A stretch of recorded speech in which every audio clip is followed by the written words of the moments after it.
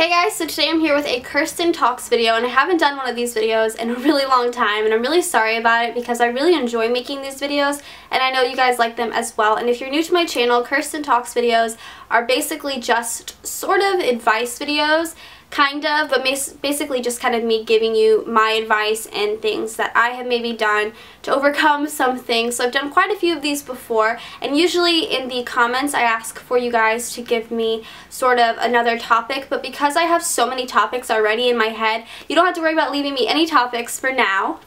The topic for this video is basically moving out, and more specifically moving out of your parents' house in general. And I feel like this is a really good video to make because I know it is April, May-ish, but pretty soon a lot of people in my class, specifically the class of 2013, is going off to college, and you're going to be moving out of your parents' house, or even if you're not going to college, you're just moving out in general. I hope this video helps you. I have it kind of split up into two sections, which is before you move out, things to do before you move out to sort of prepare yourself, and then after you move out. So I hope this video helps you guys. It's not that many things, but it's some of the things I wish I would have done and that I had planned to do before I moved out. So I'm going to go ahead and get started with the whole before moving out process. This is something that I wrote down in big bold letters, but that is basically to get a planner or a notebook or some way for you to stay organized. If you're not an organized person, I definitely suggest this, but if you are one, you probably already have a notebook sitting around, just because you can write down the things that you need, things that you plan to do. You can do things that you want to pack, things that you need to do once you move, things that you need to do before you move, things like that. So definitely I suggest getting a planner, like even like a 99-cent notebook from Walmart, something that you can write down like your thoughts and organize everything together in. Now, because this video is more geared towards going off to college or moving out of your parents' house, I definitely suggest writing down things or finding out things in your head that you need, that you like physically need to have, like such as clothes and things like that, because if you're going off to college, you probably don't need a bed, so you don't have to worry about bringing your bed with you. You don't have to worry about bringing a dresser or anything like that. Basically, you need to worry about clothes and sort of things to work for college. So the reason I'm saying that is because things can be shipped to you, or you can go back to your parents' house, your guardian's house, and get those things. You don't have to worry about bringing everything with you because you can have them shipped to you, or you can get them some other way.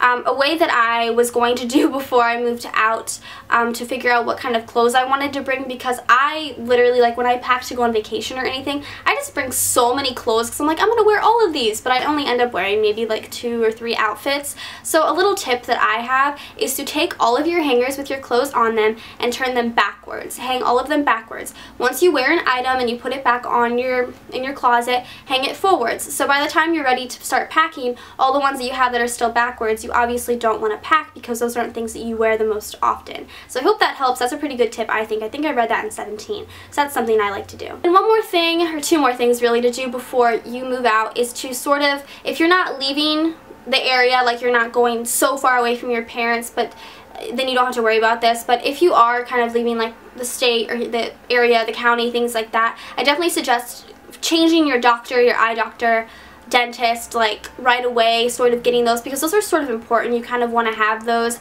If your parents have like insurance cards, take those with you because you're going to need them, because if you're going away from your parents, I mean, you're pretty much on your own now. You're your own parent. You are your own parent, so you need to kind of take control of those sort of things. Obviously, the last thing you do before you move out is to obviously say goodbye, and saying goodbye is tough. As a military brat, my dad is in the military, I've said goodbye to a lot of people in my lifetime, and it is not easy. It will never get easy.